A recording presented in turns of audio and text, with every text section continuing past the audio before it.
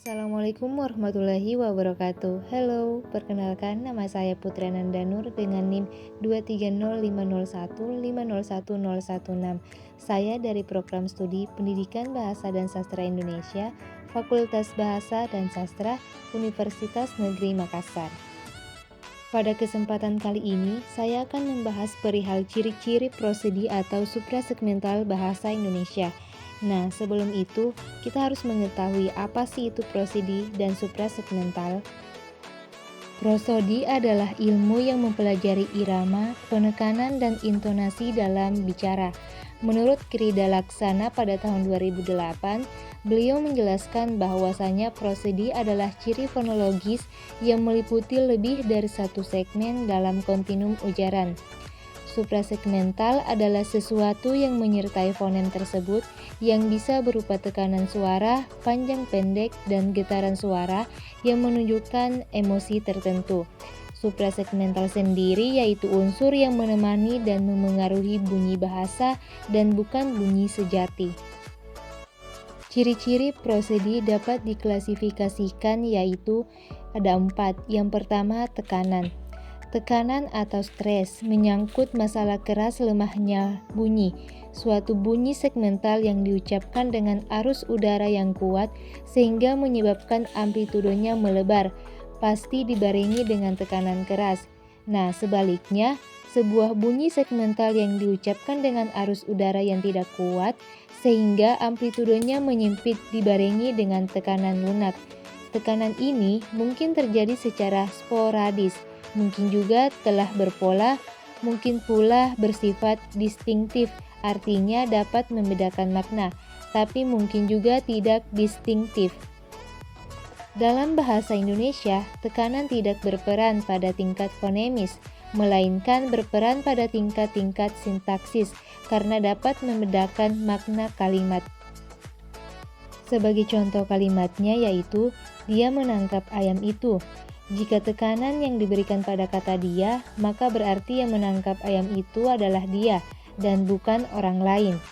Jika tekanan yang diberikan pada kata menangkap, maka berarti yang dilakukan adalah menangkap, bukan menyembelih atau perbuatan lain. Nah, jika tekanan yang diberikan pada kata ayam, maka berarti yang ditangkap adalah ayam, bukan kambing atau binatang lain. Lalu, jika tekanan diberikan pada kata itu, maka berarti yang ditangkap adalah ayam itu, bukan ayam ini. Yang kedua, nada. Nada berkenaan dengan tinggi rendahnya suatu bunyi. Bila suatu bunyi segmental diucapkan dengan frekuensi getaran yang tinggi, tentu akan disertai dengan nada yang tinggi pula. Nah, sebaliknya, jika diucapkan dengan frekuensi getaran yang rendah, tentu akan disertai juga dengan nada rendah. Dalam bahasa tonal seperti bahasa Thai dan bahasa Vietnam, biasanya dikenal adanya 5 macam nada. Yang pertama, nada naik atau meninggi, yang biasanya diberi tanda garis ke atas. Yang kedua, nada datar yang biasanya diberi tanda garis lurus mendatar. Yang ketiga, nada turun atau merendah, yang biasanya diberi tanda garis menurun. Yang keempat, nada turun naik, yaitu nada yang merendah lalu meninggi, yang biasanya diberi tanda garis sebagai.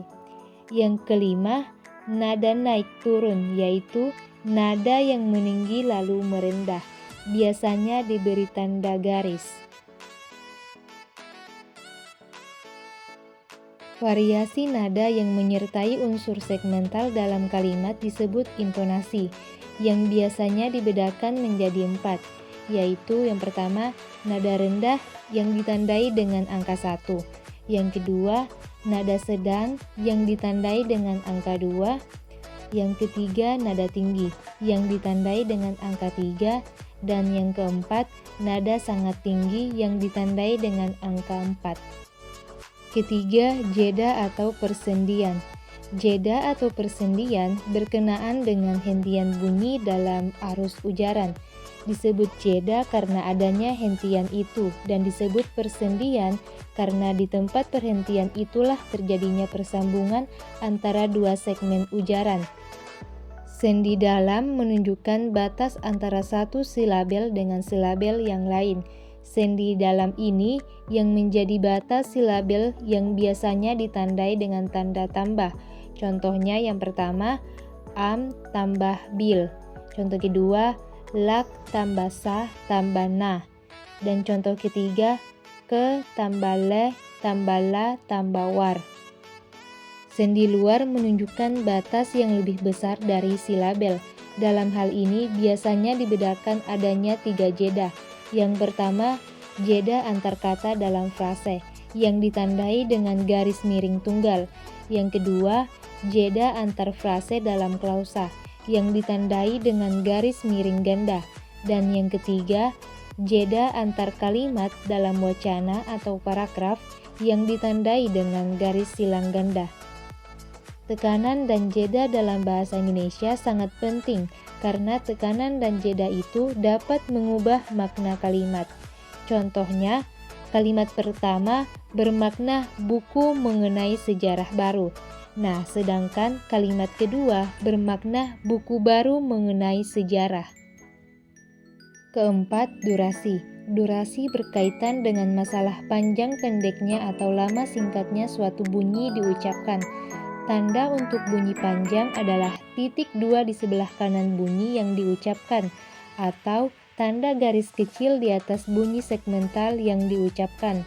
Dalam bahasa Indonesia, durasi ini tidak bersifat fonemis, tidak dapat membedakan makna kata, tetapi dalam beberapa bahasa lain seperti bahasa Arab, unsur durasi bersifat fonemis.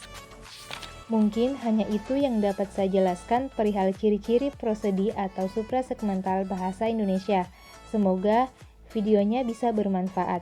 Terima kasih sudah menonton videonya dari awal hingga akhir. Sampai jumpa di video selanjutnya. Wassalamualaikum warahmatullahi wabarakatuh.